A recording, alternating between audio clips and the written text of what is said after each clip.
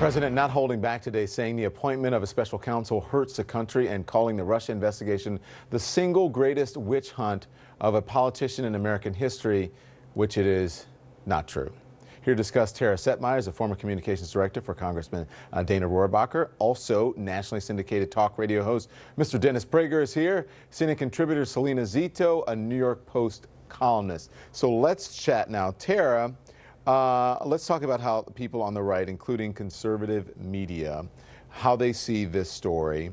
I want you to listen. This is Republican Lee Zeldin. He told my colleague Jim Sciutto earlier today. Watch this. When we have a meeting on tax reform and health care and strengthening our military, and we walk out of the room and we have dozens of cameras only wanting to ask us, about Comey or a tweet, that's an unfortunate distraction. So where that takes away from the president's agenda, where the headlines are about, that investigation and not the most important substantive issues related to tax reform and securing our country. So who is distracting from the president's agenda? The president or? Whose fault is that? Look, the problem is that Republicans have decided that they're going to ride the Trump train until the wheels fall off, which it's starting to happen now. And you're starting to see people twist themselves into knots to get back on track, right? Get back on track. Because there were so many conservatives who thought, well, maybe it's, he's better than Hillary. Maybe we can get some of our agenda through and we'll just put up with it. But they've compromised so many other things, particularly principles. So when you have Donald Trump, who goes out there and has these self-inflicted wounds, it's self-inflicted, and then you have these enablers that don't hold him accountable for it, and they try to deflect blame and blame everyone else. It's the media, it's the it's the deep Hillary. state, it's Hillary, it's Obama. I mean, it's everybody but Donald Trump. I think that people get to the point where they are just sick and tired of Donald Trump not taking responsibility for his own actions, and he needs to do that because he's doing this himself. What are we supposed to do? What are we supposed to talk about when he tweets things? It's our job to hold him accountable, and if the members of Congress don't like it, then they need to stand up and tell him, stop it, act like a commander-in-chief, and stop causing these distractions, and let's focus on our agenda. Dennis Prager, this is a headline from Breitbart last night, and I read it on the air. We actually talked about this conversation and thought we'd just expand it tonight. This is Breitbart last night. President Trump reaffirms no collusion between my campaign and any foreign entity. Appoints special counsel to lead the investigation. Is that a fair portrayal of what's happening? Well, I don't know exactly what you're leading to.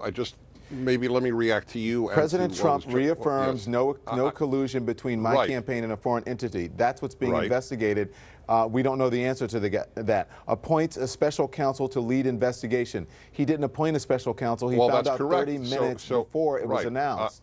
I agree with you. So the issue was Breitbart, not the president. That's why I didn't understand what you were what point you were raising.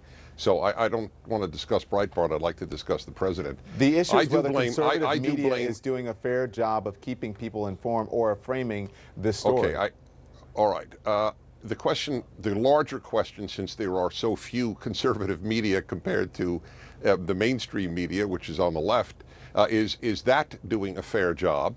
And I see this as simply another of the series of hysterias that the left has created. I don't know, Don, how much you covered it, but I recall you did cover it. I just don't know how much. And that is for example, the massive amount of anti-Semitism and racism that the Trump election unleashed. That was all a lie, pure lie. 100% lie.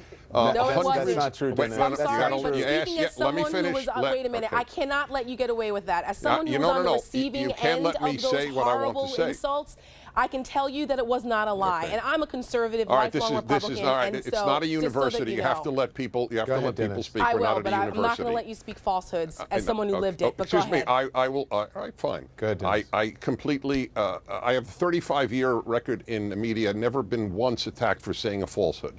So I don't know what your record is. That's mine. So let me repeat.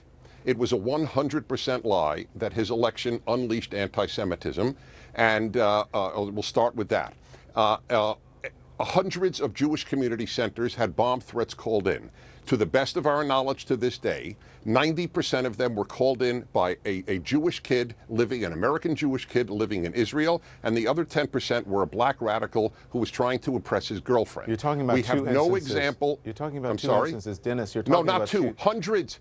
Don, not two. Okay. All the hundreds. You're talking about 2 instances, and that is, I have to say that you're not right about that. But why? Yeah, Tell me Ben where it's Shapiro. wrong. Tell me where it's wrong. And the other Jewish conservatives that got savagely attacked on social media during this. During this social media, whole thing. please. Everybody gets savagely attacked on social media. Not like that. This was not not that. unleashed Jonah by Goldberg, Donald Trump. You can ask all of them.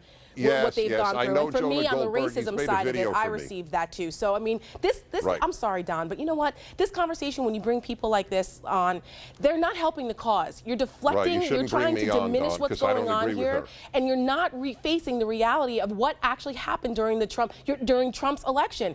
You know, you may be supportive of him, and there may be things that you agree with him. There's some things I agree with that Donald Trump has said, but you cannot deny what actually took place. You cannot deny the ugliness that was unleashed during that campaign. Apparently, I don't know, did you not pay attention to what happened in Chicago? Did you not pay attention to what happened when people were getting punched at his rallies? I mean, Dennis, to deny that is just disingenuous. This is a reality of what people feel, and by you coming on and offering really little, if no evidence about the reality that not only that Tara faces, but that I face as well, and many of my friends of color, many of my Jewish friends, many of my women friends, many of my Muslim friends have all have testimony, to the contrary of what you say.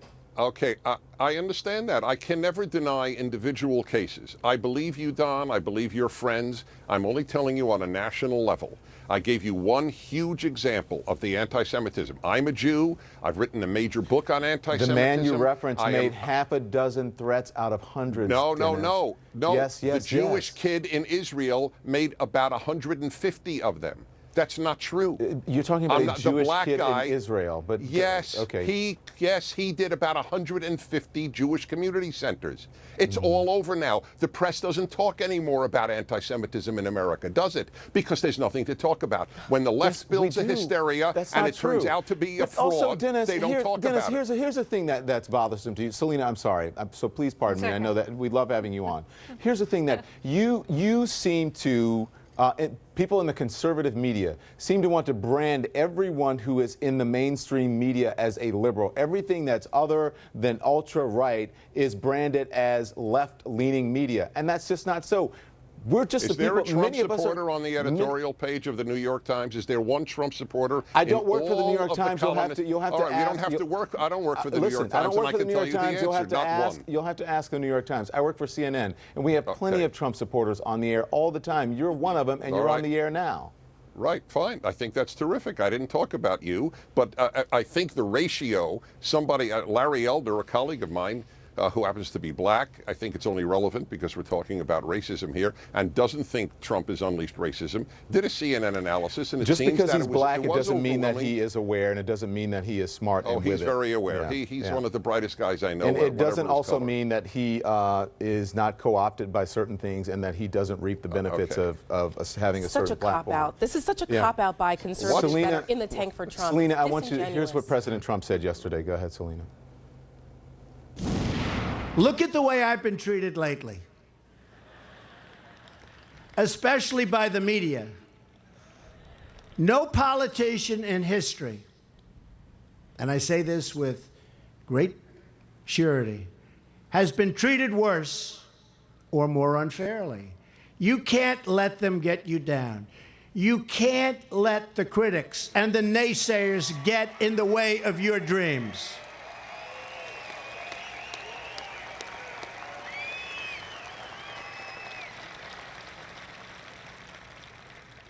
I guess that's why I went. Thank you. Here's what he said today. Well, I respect the move, but the entire thing has been a witch hunt, and there is no collusion between certainly myself and my campaign, but I can always speak for myself and the Russians, zero. I think it divides the country. I think we have a very divided country because of that and many other things. So, Salena, we talked about this a lot during the campaign. Is the president saying these things as a tactic to rally his base and lay the foundation to undermine the findings of the investigation if they don't fall his way? Well, I think the president first of all, I think he genuinely feels and believes that this is a witch hunt, and he genuinely feels and believes that he's under attack. Having said that, you know, this is a tactic that he used during the campaign, and it was very effective. But I think one of the core principles that Republicans talk about being important to them is to not cry victim, but just go out and do. And I don't think this is very helpful for him as president to present everything as a victim.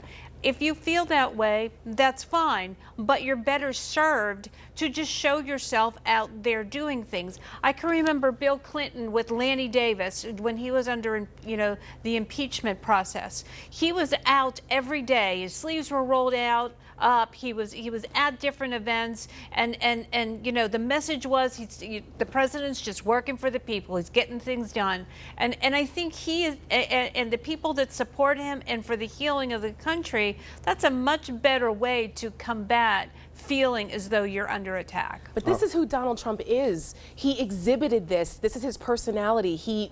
Anytime he feels adversity, he will claim the victim. He's the whiner in chief. He did this during the campaign. He's always aggrieved constantly. I thought, quite frankly, that it was despicable that he made it about him during the Coast Guard commencement speech. These are men and women who are going out and putting their lives on the line to serve this country. And here you have someone who dodged the draft and who bragged about, his sexual exploits as his own personal Vietnam, standing there in front of these brave men and women about to give their lives, complaining about he's the most aggrieved person ever in history. He's, that is just emblematic of everything that is wrong with Donald Trump and his character, and why his temperament is so unfit for being president of the United States. As someone who's supposed to be so strong and a big bad billionaire from New York, he's awfully thin-skinned, and here we see it again on display. Deserves a much longer conversation. Right. Let me just say. Go ahead, Dennis, quickly, because I got to run.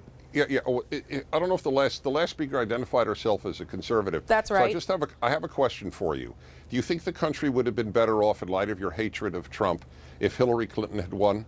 Would the country be better off? I am, first of all, I don't hate Trump. I call Trump out for the hypocrite that he is. No, I don't hate Trump. Love. But you asked her a question. You asked me a question, and I'm Yeah, answering it. I don't hate Trump. I think that Okay. Trump is not fit to be president. I've been concerned. I think he's not a Would the conservative, that's for country have sure. been better And I think off that he if- is putting the conservative movement I and asked you a Republicans simple in a question for the long-term record. position where we I will would not like have the to- moral okay, authority to put I've forth gotta go. our The agenda lack at of all because response of that. is eloquent. And I did not vote for There was Hillary no Clinton, by the way, response. so don't even try Hillary that either. Clinton was the only choice. I think a good answer. The choice was Hillary Listen, or Dennis, him. I think the answer is, if Hillary Clinton had been president, we might not be dealing with all of this chaos and all of this craziness every single day. But Don, you don't call yourself a conservative, you can let the American people weigh whether that's good or bad for the country, who would have been better. But the reality is, right now, is that Donald Trump is president of the United States. So he's going to take the heat. He's going to get the criticism. And it's about time that he lived up to that and understood that, rather than calling mediaism like a racism or whatever other ism. He should figure out that he's the one. He is the one. It's all of his own doing, and you can look back over everything that's happened over most of the campaign. And he's not a conservative. It's all of his own doing. And he's not a conservative. Yeah. Big government. By the way, protectionism, Dennis, that's conservatism. Did he pick Gorsuch? You are Did he pick conflating. Gorsuch? You are conflating two different things. You're conflating people who are not Trump supporters with necessarily being anti-right, and that's not necessarily so. So no, I'm conflating this. We had one alternative. I gotta go. The producers are mad at me.